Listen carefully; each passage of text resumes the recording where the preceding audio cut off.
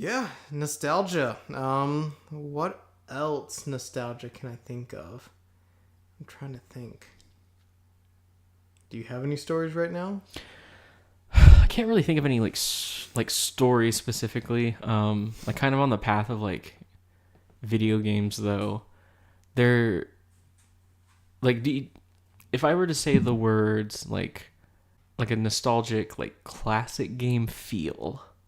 Like do you kind of have like maybe like I think the biggest one that I can kind of point out because I think about last year maybe or a little bit like over a year ago I played through the entire Kingdom Hearts series. Yep. And the jump difference between like Kingdom Hearts 1 and Kingdom Hearts 2 in terms of like what the gameplay was like how smooth it was. I mean, even kind of like how the graphics looked and everything like was so different. And like I would say Kingdom Hearts 2, like at this point, yeah, it's, you know, I don't even know how old, 15-ish or over 15-ish. Probably over 20 now. Like, yeah, like years old. It's like, but like even at its, you know, that time frame, like it's still pretty smooth. It still plays pretty smoothly. Like it's still pretty like, and it's very bearable. Like I played it like a couple months ago and like it's like very, it's a kind of its time, but it was a very like top end at its time. Even like that was like the max, like, oh my god, this is like the best PlayStation 2 like has to offer, kind of like pushing the system to its limits. How can games get any better than this? Yeah, like very much pushing the limits of the system kind of thing.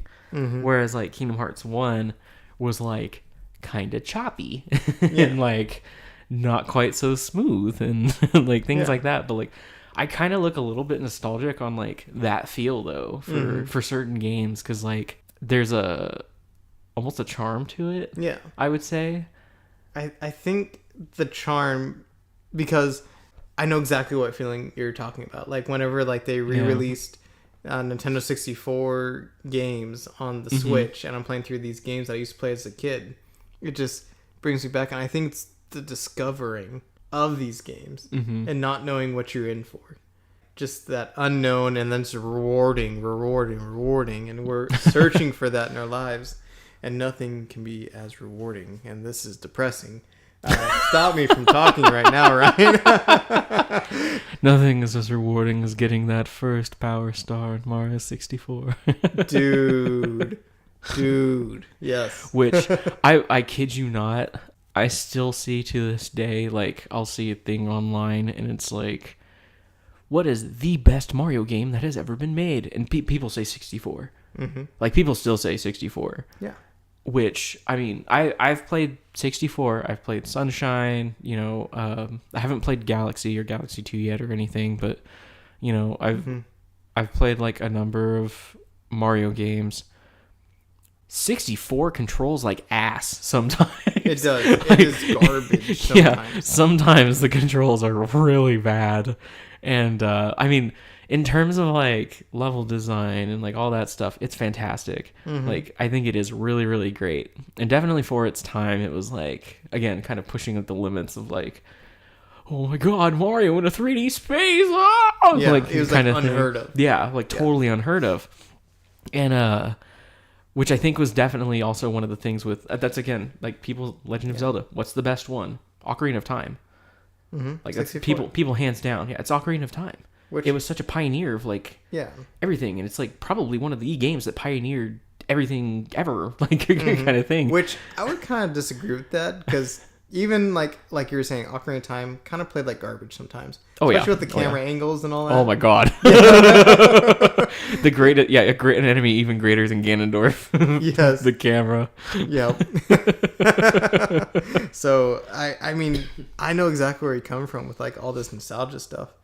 But, yeah, I mean, I think it was just discovery, and it was just, you know, even experiencing it for the first time when we were even kids, even outside of video games.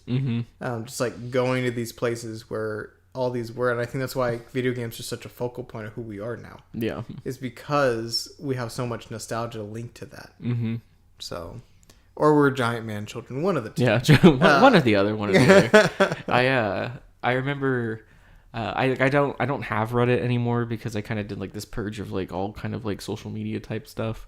I remember getting into, it wasn't really like an argument because I only left one comment, but then I also like remember looking through like the comments in the post, and basically it was just this person like fighting everybody. But like this person had made a post and was like, I don't get it, why do adults play Nintendo games? Like kind of, God. And they basically went on this whole like little mini rant of like, I just want to understand, which is reasonable, right? If you're like, I don't get why are these adults playing like quote unquote children's games? Yeah. Instead of playing like things that you would typically think of an adult playing, right? Like, oh, you're a 28, 29-year-old man. Why are you playing Zelda and not playing Call of Duty Shoot-A-Man? And it's like, I tried to explain that I believe it's the simplicity of those games. Yeah. Not in the sense of, and this does actually tie into our topic. I'm not just rambling. Not simplicity in the sense of like, oh, super basic plot, controls with like no depth to them, things like that. I'm not talking about like that. I'm talking simplicity in the sense of like, most games, specifically even adult ones, like I'll name Cyberpunk or like Detroit Become Human or like what, like games like that. Like the whole thing of like those games is kind of like, well, it's a narrative. A deep narrative that says a lot of stuff, right? And that's sort of like the big focal point of it. And it's kind of complex. And I'm not saying that's a bad thing. Like, there's a lot of really amazing games that, they're complex, and that whole network of it is like why it's good. But like Nintendo games like really just shoot to the heart of like the simplicity of us as people in terms of like that nostalgic longing, right? Like, why do I personally play Zelda? It's an adventure. I play Zelda because, and it's funny enough, because the creator of Zelda, this is specifically why he created it, and like the design of why it's like an adventure game is because it was based on his experiences as a child, where like he and his friends would like go out and just explore the neighborhood. Right? Like that's the kind of thing that like it taps into with us. And it's a very basic like thing that it taps into. Yeah. That so many people can relate with. Yeah. Why do we play Mario Kart? Literally just because we have people together. We want to play something where we can just have fun and it's a chaotic mess. Yeah. That's exactly what it is. Yeah. There's no like extra depth to that of I'm wanting to share this deep story with my friend. Like, no, you literally just want to like fuck around and like, throw turtle shells at each other. Pretty sure that's friends with benefits. Yeah. You just want to throw shells at each other. You know what I mean, though? Like, and like I get that, that was like my comment basically, was like that sort of thing. And I even gave like specifics of this was Zelda, this was Zelda and Mario, this was the adventure thing, the well, like why do they do Mario Kart or like Super Smash Brothers? It's because like just the chaotic like fun party. It's almost like a party. Like that's what you do with parties. Like you play Mario Party or Mario Kart or Smash Brothers or something. Just like a number of things like that. And like the response was basically just being an asshole without trying to not seem like one, but then being one and saying like, oh well, like if it's because of like the simplicity or whatever, like it still doesn't really make a whole lot of sense, because like whenever I play games, like I don't want to just like I forget exactly how they described it, but it was something to the effect of like I don't want to like shut my brain completely off and like just do like basic garbage shit basically, and like pinpointed out like Animal Crossing specifically. Like I don't see how anybody could play like Animal Crossing for like an hour or two a night, and like whenever they're done and they put their console down, like feel like they did anything or achieved anything. And I was like, but that's not what I was getting at. That's not the point. Like, try to tell that to my wife. Yeah. She loves Animal Crossing. Mine too. Yeah. It's like the point isn't that you're achieving some kind of great thing, right? Like you're not leaving, like I said, with like Detroit Become Human, you're not leaving with like, I had all of this philosophical thought while I was playing this. You're leaving with, that was relaxing. Right. You know what I mean? Like you did switch your brain off, but you didn't switch it off to like a bad way. Yeah, like to just like do fucking nothing and like, you know, whatever. You did it to like recharge in the way that, you know, maybe somebody else might go and read a book, or somebody else might go and like tend to their garden or something, like, you know. Yeah, and I honestly think of video games as like an escape. So, I mean, you know, especially back then when I was a kid, and like, I'm not sure exactly how like growing up like with your parents and all that, like how that was, but I know specifically for me that I would get home and the first thing I would want to do is play my video games, because I just wanted to escape from like all the school stuff I just did, or I wanted to escape from my parents. I just wanted to dive into like a different world where I didn't have any worries, no concerns, no hardship or money or worry about getting shot taking out the trash. I just wanted to just do whatever I wanted to do, and I think that's why I loved GTA 5. Okay. Which is a sponsor. Okay. You're just like, I bought it on like all 4 consoles, right? Like console generations. I haven't even played GTA 5 yet. Yeah, I never have either, and I probably never will, even though like I think like part of me is really intrigued by it, but at this point I'm like, I feel like I'm way too late on the train. But I'll wait for GTA 6. No, just wait until you know, they release the PlayStation 6 and Xbox become something X, like, you know, and they like re-release it again, much like Bethesda does with Skyrim. Yep. But you know. And then instead of making like the next Skyrim or the Elder Scroll whatever, they come out with a space thing. Like, what? Elder Scrolls space. Right? That's basically what it is. Yeah. But anyways, we're getting off the path of nostalgia. My brain is thinking. Computing, buffering. That's what happens after a factory reset. Right. Oh gosh, and 2 drinks. Yep. But yeah, I mean, I remember specifically from my childhood, and this is a memory that was with you when we were kids, and there's multiple occasions this happening where we would stay up all night playing video games. Oh my god, yeah. And then your mom would pick you up the next morning, and I'm not sure how she was, but I always knew that like you had to like get your stuff and go really fast. And I remember just one specific memory of us. I think we were playing Kingdom Hearts or something, or like Chibi Robot or something like that. And yeah, and like we were like, I remember specifically like playing Chibi Robot with you all night, and we were trying to figure out this one freaking level, and we couldn't figure it out. And then I remember saying, like, I forgot how to walk because we played this game for so long. I remember that. And then your mom was, like, there to pick us up. Or pick you up, not me up. I stayed at home and slept for hours. Yeah. But, yeah, those are the memories, like, I crave and love, you know, and cherish. Because, like, we were kids, we had nothing to worry about. Even though that we thought we had so much to worry about. Yeah, for sure. So, I mean, do you have any memories like that specifically? Yeah, I will I will say recently, actually, like within the past month and a half maybe, I had a memory of playing Chibi Robo. And I do remember like us playing. I remember you lent me the game. Oh yeah, I remember at one point, and I actually did end up like finishing it. And like it was one of those games that I remember like I enjoyed it so much, and I finished it, and I was just like, it's done. It was like kind of sad to see, like it was one of those like I'm sad the experience ended kind of games, which I mean maybe if we want to we can kind of top this off with like, you know, the similar experience that we've had in like the now or something, because I did have a recent me too experience that was very similar to now. that. Yeah.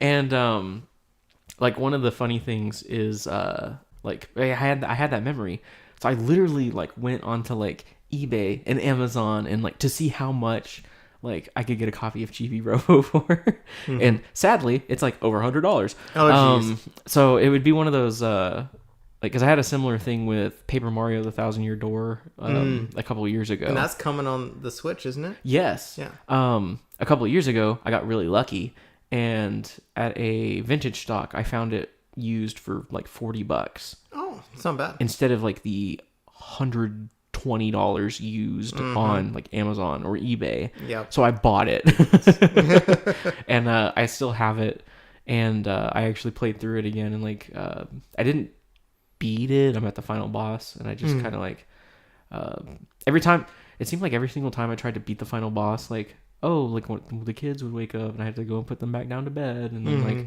I go and like keep trying to play, and then like the kid woke up again, and I just gave up, Right.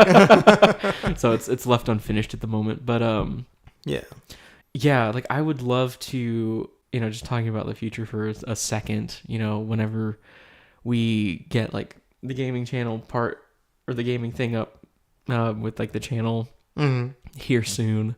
Like, yeah, going back through and playing like some of that nostalgic, like the stuff on the GameCube and the, whatever, like, we can tap even into like the 64 through the Switch for a couple of things and like, whatnot, like share with you all even like some of the nostalgic, like this was our childhoods literally, like that you're watching like in front of you now at this point. Like, exactly. Kind of crazy. And we'll share so many more stories with the craziness that went down. Yeah, like you will know the origins of Mufasa.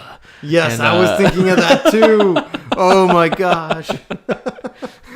Yes, Resident Evil 5. Yep. Those giant mofos that be like, oh, there's a Mufasa over there. That's Mufasa. And he's like, "Woo." Oh gosh, I remember that so vividly. Yep. Yeah. I don't know if you have it on like a modern thing that you can play it on, but I haven't repurchased it yet. I think I have it on the PlayStation 5 that I can re-download. Nice. So if you ever wanted to play that, like, yeah, we could definitely like play that. But yeah. Anywho, I forget where we were. Nostalgia and topping it off. Dementia. Yeah. Dementia is where we're going. Dementia. Rebooting. Rebooting. Yeah. I was gonna say, I guess, if we're kind of. We were talking about like nostalgia moments that we have with video games currently. Yeah. Kind of things, because you had something in mind. I had something in mind. I think we have the same thing in mind almost. But you go first. Yeah. So mine's kind of brief. So I recently got an Xbox Series X through the Xbox All Access program, which basically is like it's basically a credit like thing where like, it goes through like a credit line, and then every month like I pay a certain amount of money, to pay for the Xbox, but then you also get Game Pass Ultimate with it. So, I'll be able to basically just play whatever's on Game Pass, whether it's, while you're paying off your system. Yeah, while I'm paying off my system. That's nice. Plus, have access to everything I had on Xbox One, any of like the 360 games and original Xbox games I had, like I can play all that stuff. It's basically the same as when I had an Xbox One, except now I can also play stuff that's optimized only for Series S and X. So stuff like the new Alan Wake, yes, that's coming out, which is the specific reason why I upgraded now. But like Star Wars Jedi Survivor, the Resident Evil 4 remake, like Gotham Knights, like all of those are optimized specifically for Series S and X, and I would not have been able to play them on Xbox One. So there's a little bit of a positive there. Also, just the fact that everything previously that was like Xbox One that is optimized for Series S and X. Holy crap. Like, this is a side tangent, but like load times hardly exist. Like, I'm sure you experienced this on your PlayStation, but like there's, oh my God. Yeah. I'm playing Doom currently.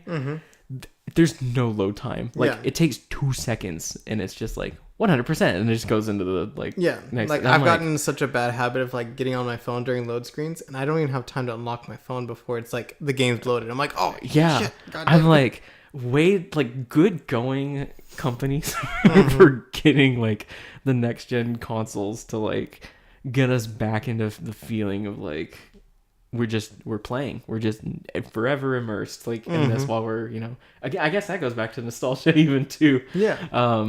Keeping us immersed instead of like you're drawing us in, but then I die, so now there's like 2 minutes of like load screen where, you know, like you said, I'm on my phone or something. So like, yeah, that's pretty cool. But like aside from that, so since I had Game Pass, I was kind of looking around at some stuff on there, and I was like, well, I want to make the most use out of my Game Pass, like while I have it for the next like 2 years. And I found, you know, a couple of like these smaller like kind of indie games. I found this one that looked very interesting to me. I'd sent you like the trailer for it. Called Toem, which, just a really brief overview of it, is it's kind of like a little bit of like a puzzle type game, sort of like a little bit of adventure. It's very kind of short.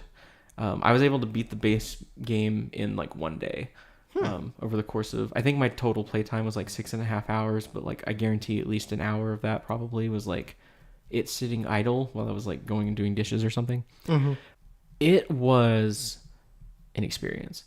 I literally felt like, kind of when I was talking with like the basics of like the Nintendo type games or whatever, that like I really felt like I was like a part of this adventure that was going on. Because like the base thing is like the main character, which I don't even think has a name, lives with their grandmother, and their grandmother was like, oh yeah, like, you know, I went and traveled across the country when I was younger, but there's this like event like that happens that's called Toem at like the top of the mountain in the area, and the grandmother's like, you know what, I never got to go see that, and like I kind of hope you get to see it on your journey, because, you know, you're saying you're leaving out today. And so basically, you know, you leave and you travel to like these different towns and cities and stuff. I think there's only like 4 or 5 locations. And basically, like, you have to get stamps in order to get like a free bus ride to the next place. And you get stamps by completing these like missions that are basically like little puzzle type things, like here and there. Like, you know, somebody might be like, oh, like I lost my hat, and so you have to like kind of discover around through the town and like find the person's hat. You know, so you might have to like complete like a little thing to like get the hat, and then you take the hat back to them, and like whatever, you get a sticker. And then you move on to the next place, and like you get to experience like the tome and stuff at the end. But it was like, it really hits the nail on the head, sort of like of the nostalgia part of like, you get sort of like immersed into this whole thing, and then like on this adventure, and then you like see the thing at the end. Right? Like your adventure's done, and then literally at the very end, you go back home to your grandmother, and you get to show her the picture of like Toem and stuff, and like, and I think that combined with like the creators had like a little note like at the end, because very small like indie studio, you know, type of thing, and they were like, you know, like, thank you so much for like going on this adventure, and like, you know, the kind of thing at the end with like the real like calming like kind of, you know, music with it, and like I literally almost cried. Dang. Like it felt like I just had like this, like that feeling where you go on like a really amazing trip with like, you know, some of your best friends or something, like a road trip, and then you get home and you instantly are sort of like wishing like you were back on that trip. Yeah. Like that kind of feeling. Like I had that with this game. Dang. Like so much so that I'm really probably going to push like it being one of the the first games from like my list that we play on the channel, because I loved it that much, and like I really want to share it because it was such a great like experience, and like it's such a great game, and like I already like just that feeling, that nostalgia of like, I was on this adventure and I already long for it again, like, or long to be back on it, you know, like kind of experience. And like, yeah, that's what I was getting at with like, I was a very modern and recent sort of, you know, experience of like that kind of thing with like a modern game, not even, you know, not even an old classic game, and modern one, you know. That's awesome. And I kind of want to play that game right now. Yes, it's great. It's great. I love it. I love it. That, I feel like trumps my like nostalgia, because the way you're describing it, I'm like, wow, like I really want to play that, and I might actually look it up tonight and might download it. But that sounds awesome. My nostalgia video game that like I played, and it took me right back to a core center of like what I thought a nostalgic video game was, and I didn't realize I was missing it until I got it. was actually Pokemon Legends Arceus. Mm. So, or Arceus, however you want to say it. Yeah. But Pokemon Legends God. Yes, basically. And at first I played it and I was like, oh, like, you know, it's not going to be anything special. It's just going back in the past or whatnot. But good God, like, it is everything I've ever wanted in a Pokemon video game. Like, when I think of 3D Pokemon game, this is what I imagined. The story is on point.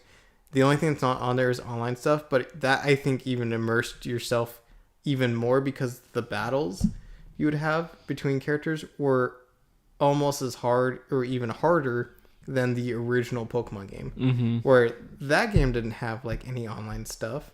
You can only trade with, like, people that had the other version of the game, but you couldn't even have trading in this game. Like, and it was just, like, super basic and unlocked, like, a core memory of, like, when I first picked up a Pokemon game. I was like, wow, like, I get to explore this all the way through all by myself, and it's just nice. You know? You know? Yep. Same with Breath of the Wild, I think. And I think both me and you can relate on that one. Oh, yeah. Well. Yeah. And I think you remember this. There was a long time where, like, my ideal game, like the perfect game, I would say, like, for me, was I wanted something where it felt like an adventure. And whether that was open world specifically, or it was just, like, design stages that, like, you could at least, like, explore around. You know, it didn't really matter, but, like, specifically was, like, you were the main character, and the main character is, like, a swordsman or, like, swordswoman or whatever. It was, like, somebody that fought with a sword, and it was like that kind of, like, thing. And, you know, Legend of Zelda kind of hit on it with, like, the old formula, and I really liked Legend of Zelda, but it always felt like something was kind of, like, missing from that. And then there wasn't really anything else that I felt like really matched what I was, like, looking for. And then Breath of the Wild came out, and then I started playing it, and I think it literally checks that box. I think it is literally, like, what I wanted all those years ago is, like, what was, like, my perfect game was just Breath of the Wild and Tears of the Kingdom, and I was waiting for them. Exactly. Right. You know, for all these years, like, you know, I have been waiting for them, and they are now here. It's like, yeah, and it just, I definitely understand what you mean. Like, it really, like, it scratched an itch that I forgot was there, you know, and, like, nowadays it's really difficult for me to, like, really get into, like, an open world game, especially because, like, we're parents. We don't have, like, a lot of time to just, like, time sink into a game, especially an open world game, you know. It's the reason why I played, like, a couple hours of Fallout 4 and haven't touched it in, like, 4 years. You know, but I specifically carved out and made time for Breath of the Wild and Tears of the Kingdom.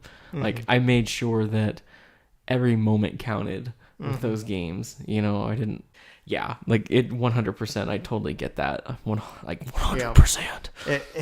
And, you know, like, after you beat the game, you're like, what do I do with my life now? What is life? Who am I? That's when you know you hit a good game, I think. Oh, yeah. And kind of bringing it back to the nostalgia point of, like, I think this could be, like, almost a reboot to, like, the games that made us. Yeah. With our nostalgia, because, you know, we started off with some nostalgia stuff outside in the real world, but then I think we drift to video games because that's just really who we are. Yeah. That's our nostalgia, our life of who we are, just because it was our escape. It was where we learned a lot.